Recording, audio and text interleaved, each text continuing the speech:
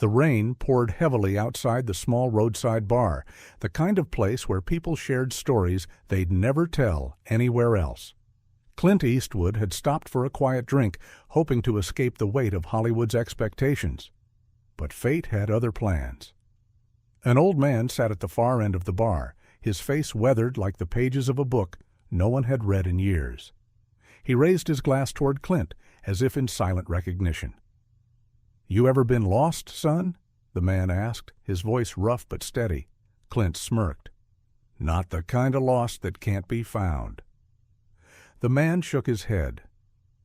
"No, I mean lost in a way where you don't even know who you are anymore." Clint, a man who had built a career on playing strong, unwavering characters, felt something shift inside him. The man wasn't just talking about being lost, he was talking about redemption. The old man introduced himself as Joseph Calloway, a name that meant nothing to Clint at first. But as Joseph began speaking, his story unfolded like an old Western, full of regrets, mischances, and one final shot at redemption. Decades ago, Joseph had been a feared gunslinger, not in the movies, but in real life. He rode with outlaws, believing he was untouchable. He had spent his youth chasing power, but power had left him alone. "I thought I was the meanest man alive," Joseph admitted, his hands trembling as he held his drink. "Until the day I walked into a town and met a woman who didn't flinch when she saw me." The woman, Clara, had been the first person to look at him without fear.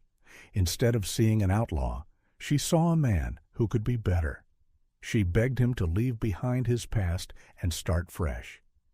And for the first time, Joseph had listened, but just as he thought he had escaped his old life, his past came looking for him. His former gang hunted him down, demanding his loyalty. Clara begged him not to fight, to walk away. But Joseph had one last battle to fight, not for himself, but for her. On a cold morning, Joseph stood alone against 5 men. He didn't draw first. He didn't want to. But when the dust settled, he was the only one left standing. He had won, but lost everything. Clara was gone. She had left town, wanting no part of a life built on blood. "I spent the next 40 years trying to find her," Joseph whispered, his voice breaking. "But you can't outrun a past like mine." The bar fell silent. Even the bartender had stopped wiping the glasses. Clint sat there, absorbing every word. Then he asked, "Why are you telling me this?" Joseph exhaled slowly. "Because, Mr. Eastwood, this was never my story." Clint frowned. Joseph pulled out an old yellowed letter and placed it on the bar. "Clara wrote this to me, but I could never bring myself to read it." Clint picked it up and carefully unfolded the fragile paper. His eyes scanned the first line. "Joseph, I forgave you long before you ever left." The old gunslinger shut his eyes, a tear slipping down his cheek. Decades of guilt washed away in a single sentence. Clint sat back, realizing something.